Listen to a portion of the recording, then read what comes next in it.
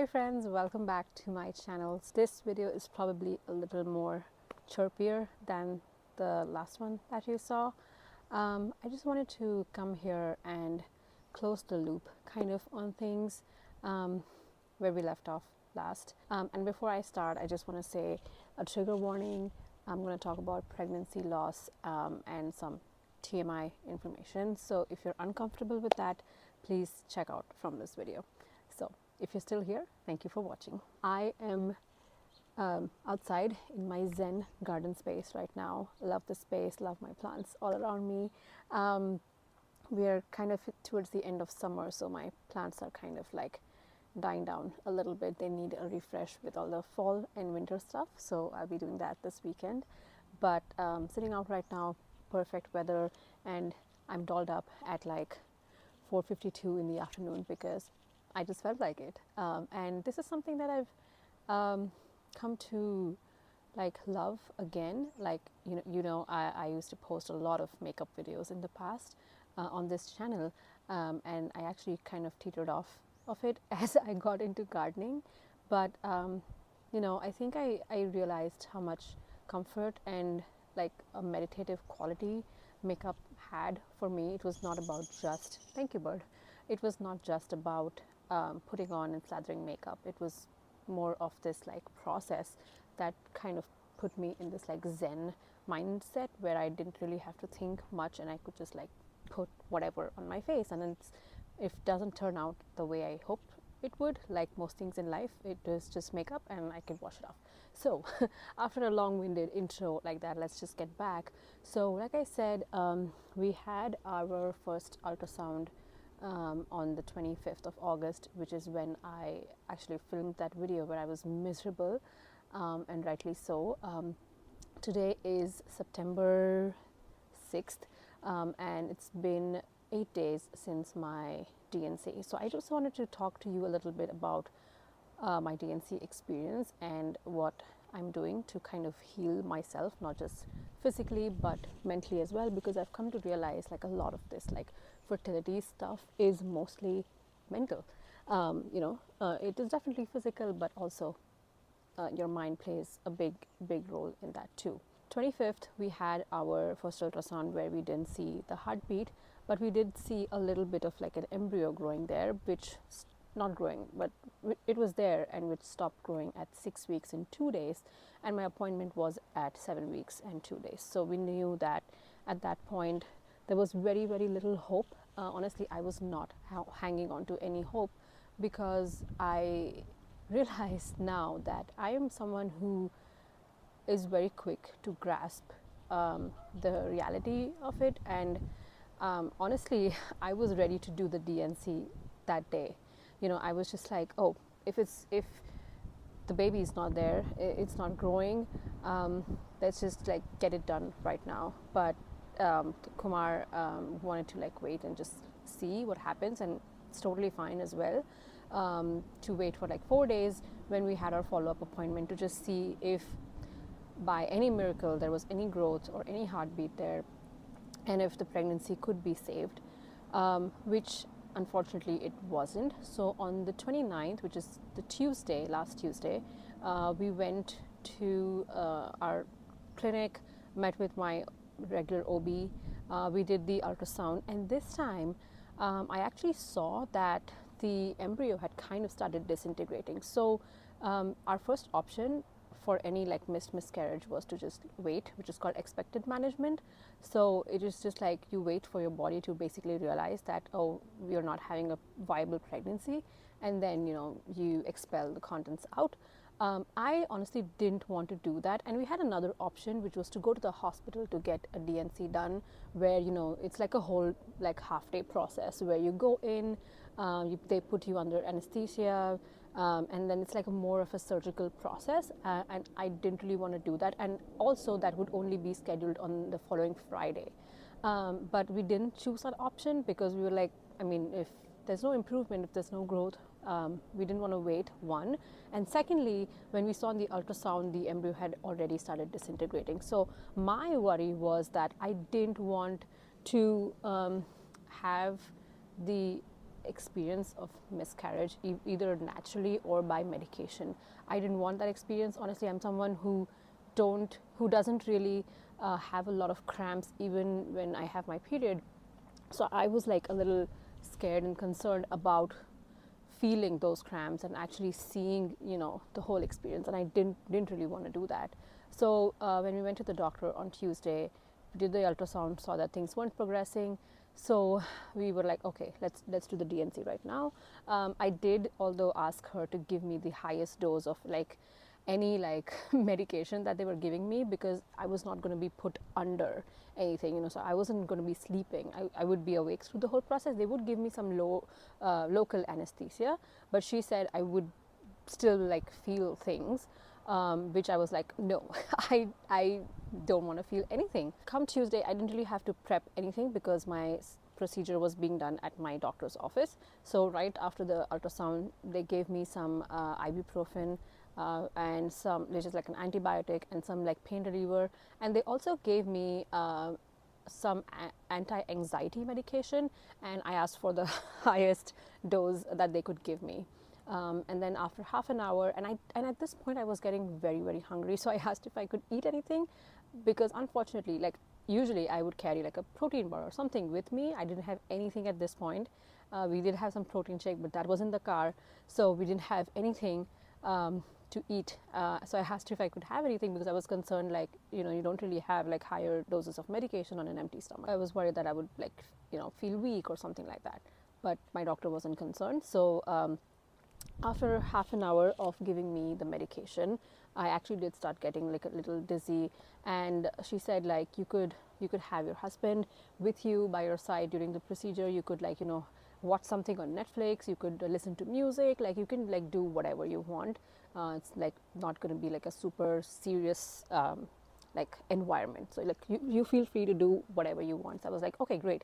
And I started downloading like Friends and stuff. I started watching Friends and stuff to like put me in this like chill out, like a free mindset. But I was getting like sleepy-ish. I was kind of getting out of it because of like the medication that they gave me. And then they took me to another room. Like I could walk and everything. Like I didn't have any anesthesia at this point. And then my doctor and her nurse actually did like the whole procedure. And so they asked me to lie down on this bed, and then they put the bed like a little up so that they were like on an eye level with me, with my area, So as I was going up, because of the medication, I felt like I was flying, and like that medication was really hitting me hard. And Kumar was like right by my side. I think the whole thing probably just took like 10 minutes, if that. For me, it felt like it went on forever, but it was just like 10 minutes. So yeah, I think like the DNC procedure itself was pretty quick. I didn't really feel anything except when they put the speculum and stuff like that, like just a little bit of like discomfort, but I didn't really feel any pain.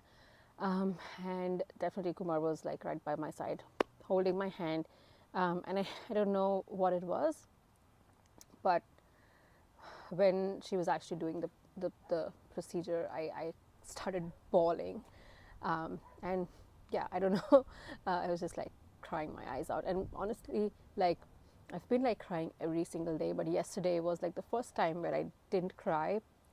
But today, like talking about it, I'm getting teary-eyed. But yeah, that was it. They let me then rest for about half an hour, and I was just like lying there. I don't even know what I was talking because I can't remember anything. Like I was still like awake, but I didn't remember much. So which is a good thing, I guess. And then my doctor came in, and she was like, okay, everything was good. We got everything out, and everything was fine. Only one thing that she said, which I was also concerned about during my like annual visit in June, is that I had a polyp somewhere, down there, and I don't know where it was, because like when I went to a doctor in like 2017, and that doctor told me like, oh, you have a polyp. There's no concern right now, but whenever you get pregnant, that might be a concern. And she did check it in my June, annual exam, and she couldn't find anything. And she was like, "Oh, polyps come and go; it's not a big deal." But when she did the DNC, she said, "Oh, I think I do see a polyp, and sometimes a polyp can be the source of like some spotting or bleeding in pregnancy, which if you haven't seen my previous video, or if I didn't mention it before, I did start to like spot, not bleed, but spot a little bit of like brown discharge around 5.5 weeks, and that's been actually going on till now. Like I'm 8 days out from my DNC, and I still have like some brownish discharge, and I don't know if that's because of the DNC itself or it's because of that polyp. But I have a follow-up on the 19th of September, and we will do an exam and then see if things are right. After the DNC, I was really craving some udon noodles, so that's what we got. I don't remember eating, I don't remember consuming that whole bowl of udon noodles, but Kumar said you did eat it, so I was like, okay, I guess I did. I also talked to a friend on the phone on the video call. I don't remember any of it, and apparently I was awake, but I don't really remember much. And then I also we went for gelato because I was like, oh, I need ice cream right now on the way home from the DNC, and Kumar got, like he said, toasted almond and figs and pistachio gelato, and I finished the whole thing. There's proof of the spoon and stuff in the car, but I was like, what? I ate gelato? Like, I don't remember that. So we got home. There was no medication required after the DNC. I was just asked to like rest for 24 hours, and I could resume my normal activities after that. About like post DNC cramping and stuff, I didn't really feel anything other than like continued like a little bit of fatigue from like I think the pregnancy hormones that were like dwindling down at this point. And I feel like today I think today is the first day I was telling Kumar like where I feel normal, like my normal self before I knew I was pregnant or got pregnant. I didn't really feel anything for a couple days, and I was just like taking it easy, lying on the bed, not really working much.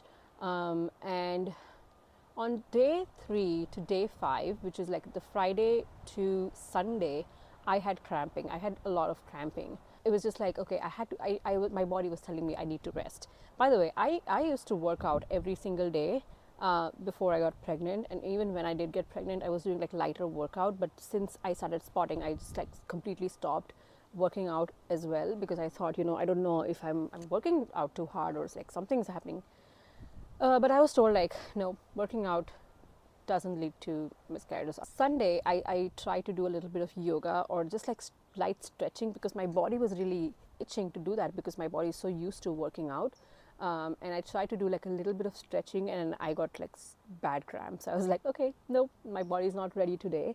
And I think that's something that I learned from this experience, is like the body knows, your body knows when the right time to do whatever is like when I got pregnant, I think I was in like the best shape mentally and physically, and that's when things happened. Unfortunately, it didn't lead to a viable pregnancy, but hey, I did get pregnant. And similarly, like now so today I was actually able to do like a full out yoga routine. I haven't really gotten back to the gym yet, but I think in a couple days I might start doing like lighter workouts at the gym. And I used to do yoga before as well every day. And in the morning I used to do yoga, and then in the evenings an hour of like weights and gym workout. And I think I'm going to get back to it. I'm finally able to eat normally like I used to before, so I can do that. But because of like nausea and stuff, I wasn't able to eat well. But now I think I'm able to eat what I was eating before. So yeah, that's been my like DNC experience, I guess. We've been told to hold off on any physical activity for 2 weeks because of like infection and stuff. And I asked my doctor about like trying again, and I think with DNC or any kind of miscarriage, you can like officially start trying like a couple weeks out. But knowing myself and my body, and like I have PCOS and my hormones tend to be all over the place anyways, so I think like I just want to wait till I have like one complete cycle, and then we can try again. Yeah, definitely going to try again. I don't think I'm scared of trying. I'm not going to give up just because of like this one hiccup. And the reason why I'm like making this video is multifold, I guess. Like whenever I watch a lot of YouTube. So whenever I watch YouTube videos of women sharing their own like miscarriage or DNC or all of these experiences of loss, along with like feeling sad and sorry, I feel like supported. I feel like I'm not alone in this. This happens to so many people. And since I've had this experience, I have known so many people actually around me who've had similar experiences. Honestly, like miscarriages are not your fault.